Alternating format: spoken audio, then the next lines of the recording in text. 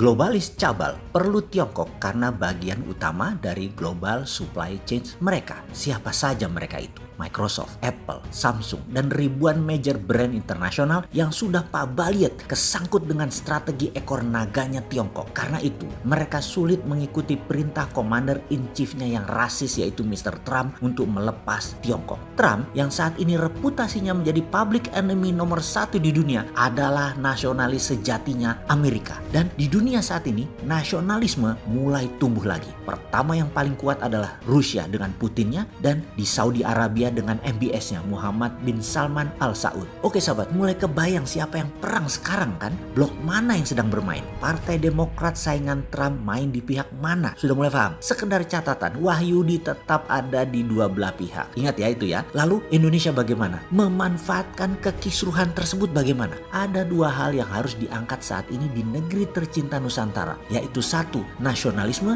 2. Deglobalisasi. Apa yang harus kita lakukan? Mulai dari mana kita itu? Oke, kita bantu negara kita yang tercinta ini. Sehubung si Bosman ini adalah orang paling getol mengingatkan akan pentingnya nasionalisme, pentingnya Pancasila, dan harus membangun ekonomi kerakyatan, maka secara jelas saya akan uraikan apa yang akan kita kerjakan. Sahabat, kita menengok sebentar ke KEK, kawasan ekonomi khusus. Misalnya yang berlokasi di Kendal. Saat ini kalau dihitung per kepala GDP di kawasan KEK itu yang langsung serta tidak langsung menghidupi 500.000 orang, ternyata mencapai angka 20.000 US dollar GDP per kapitanya atau 5 kali dari GDP per kapita nasional. Atau kita lihat kawasan Jababeka yang memiliki 1 juta populasi, di mana GDP per kapitanya mencapai 35.000 US dollar atau senilai hampir 9 kali dibandingkan GDP per kapita nasional. Saat ini sahabat, ada 50 wilayah KEK di seluruh wilayah Indonesia yang belum bisa berjalan dengan baik. Mengapa belum bisa berjalan dengan baik? Karena masih pakai old system. Dan kita tahu old system doesn't work. Kalau mau masuk ke tatanan dunia baru atau the new normal, ya harus berubah. Kita harus berani merubah sistem administrasi bernegara. Apa yang kita harus rubah? Pertama, jadikan wilayah itu adalah KEK, kawasan ekonomi khusus itu adalah wilayah daerah otorita selama 50 tahun. Kedua, ada free tax selama waktu tertentu atau tax holiday. Misalnya, heavy industry 10 tahun bebas pajak. Untuk industri ringan 5 tahun bebas pajak. Untuk daerah pengembangan wisata 25 tahun bebas pajaknya. Untuk strategic industri dan manufaktur 25 tahun bebas pajak dan lain sebagainya tergantung kemanfaatan jangka pendek, menengah atau panjang.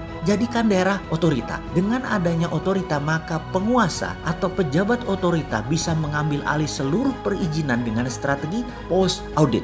Oke, ini saya dijelaskan di tempat lain ya, sing sabar. Kita lanjut. Kemudian gunakan project based financing dan asset based financing dengan nilai sampai 500% dari nilai jaminan. Misalnya begini, seseorang mau bangun pabrik garment, punya tanah 10 hektar di kawasan KEK tersebut. Nilainya katakanlah 10 miliar. Maka pinjamannya dari SKK Keuangan atau Satuan Kerja Khusus Keuangan, ini departemen baru, adalah bisa meminjamkan uang 5 kali lipat atau 500% dari nilai aset. Ini adalah teknik menggunakan MMT, Modern Monetary Theory, dan ini gunakan sesuai untuk membangun proyek tersebut. MMT tadi menggunakan rupiah bergambar presiden dan Pak Wakil Presiden yaitu Pak Jokowi Ma'ruf yang berlaku hingga akhir jabatan beliau berdua. Yang ketika mendekati akhir jabatan, uang tersebut bisa ditukarkan ke Bank Indonesia dengan nilai yang sama. Hanya ketika tidak dikembalikan tepat waktu tersebut, maka dianggap hangus dan nilainya nol.